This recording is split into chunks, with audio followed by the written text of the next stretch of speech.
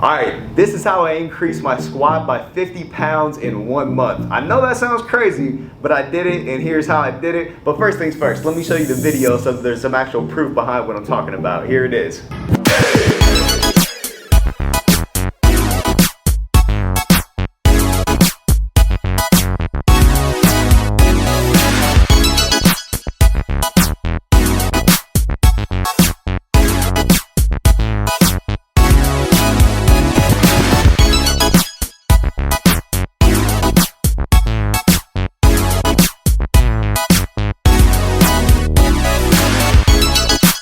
So as you can see, increased by 50 pounds over the course of the last month. I know it's a Smith machine, but nonetheless, still went up by 50 pounds.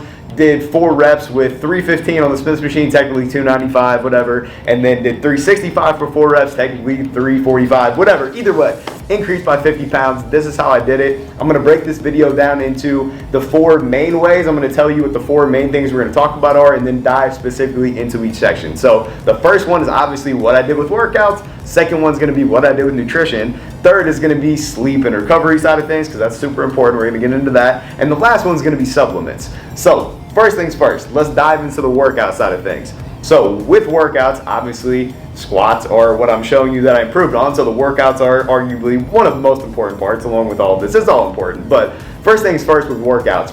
I did 2 leg days per week. So sometimes you'll see people just do 1 body part a day and they end up only working their legs once per week. But if you want to build a good amount of muscle and strength when you are trying to make progress, you want to be hitting each body part twice per week. So I know legs are a tough day to work. It's challenging, you gotta push yourself, it's mentally draining, physically taxing, all that kind of stuff. But 2 leg days per week are super important in order to give you a chance to build more strength, make more progress, build more muscle. So 2 leg days per week, that's super important. The next thing is that I didn't change my rep ranges or change the exercise I was doing. You'll also see people that say you need to change your workout every single week to make progress and build strength.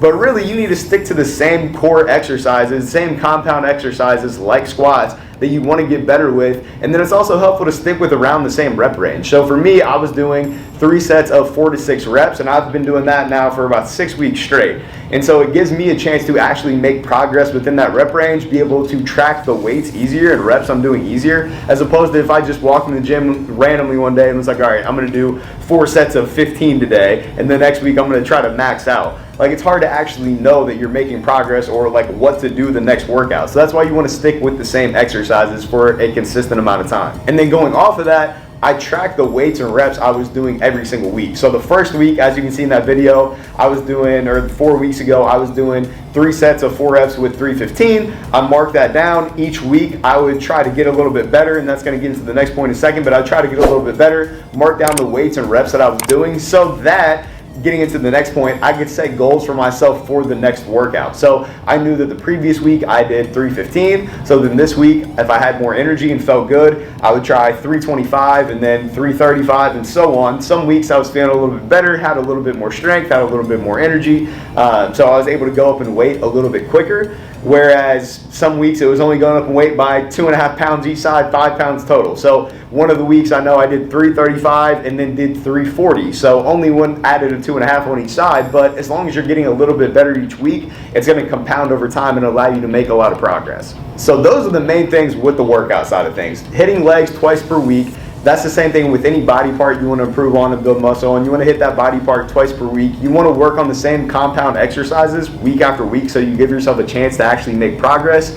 You want to track the weights or reps you're doing, and then you want to set goals. And then once you get in the gym, it's time to get in beast mode and really attack it and get after it. But I think once you're kind of in a good groove, you set goals for yourself and kind of get excited about where you're going and where you're headed. It becomes a lot more fun going to the gym and doing that as opposed to just doing a bunch of random rep ranges and exercise all the time. Number 2, nutrition side of things. And this is probably, I think, the most important thing. So when I took that first clip on July 19th, when I was doing 315, I was towards the end of a little mini fat loss phase and wasn't quite getting in as many calories. And so now I've transitioned to more of a lean bulking phase where I'm taking it around 800 more calories than I was at that point in time. I was probably 200 or 300 under my maintenance when I was taking that first video, and then now I'm about 300 to 400 above my maintenance. So working in more calories, and that might not necessarily qualify as a lean bulk, however you want to qualify, but basically I'm in a muscle building phase now, so I just have more calories that I'm working with. So when you're taking in more calories, you're going to have a lot more energy in the gym, a lot more energy in general. It's going to help you get stronger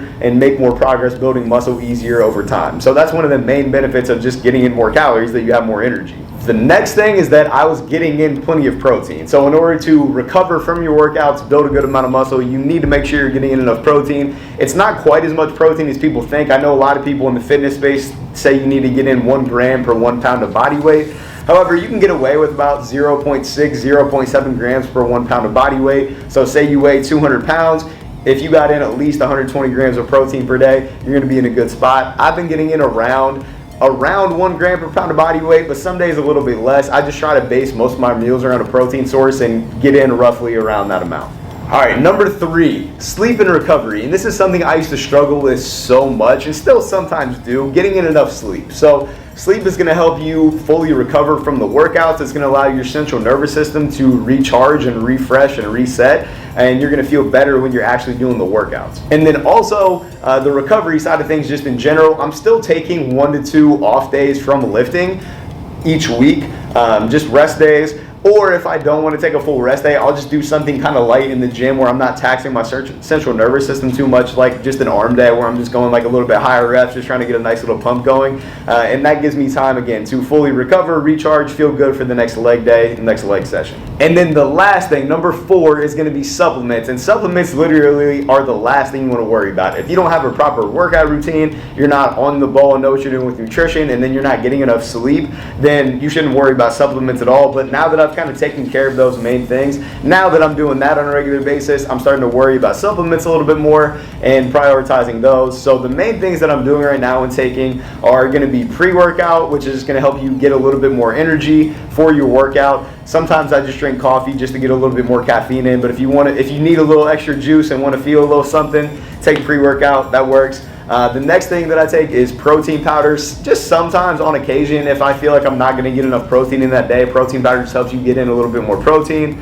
The third thing is going to be creatine. So that's something I haven't really taken consistently for a while, but it's going to help you get a little bit stronger and build a little bit more muscle over time. It's not going to make a drastic difference. Basically what it does is, say that I could squat 315 for 4 reps without taking creatine. It's going to allow me to do 315 for 5 to 6 reps. It's going to allow you to push yourself a little bit more and do a few extra reps with relatively heavy weights. So over time, that definitely adds up and compounds. And if you keep pushing yourself, and again, kind of going back to the workout side of things, set goals on a regular basis, it's going to help over time. But it's not going to be something where like you start to take creatine and you're doing 315 and now you're doing 405 like the next week. So it definitely helps a little bit, but it's not crazy drastic. And then the last thing, like I said, I've been taking melatonin to help me sleep a little bit better. So that's just another little supplement I've been adding in. So with all that being said, 1 month into my lean bulking phase, I've definitely tried to make the most of the excess calories, really prioritize the workouts in the right way, really try to push myself there, get enough protein, get enough sleep, using supplements as they should be to supplement what I'm doing with everything else. So that's how it's done.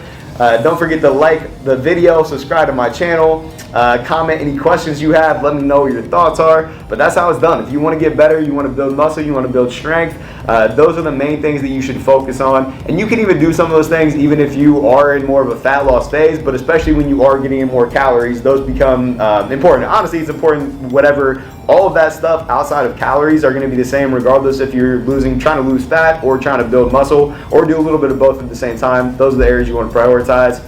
Hope that helps. Again, let me know what questions you have. Peace and blessings. Talk soon.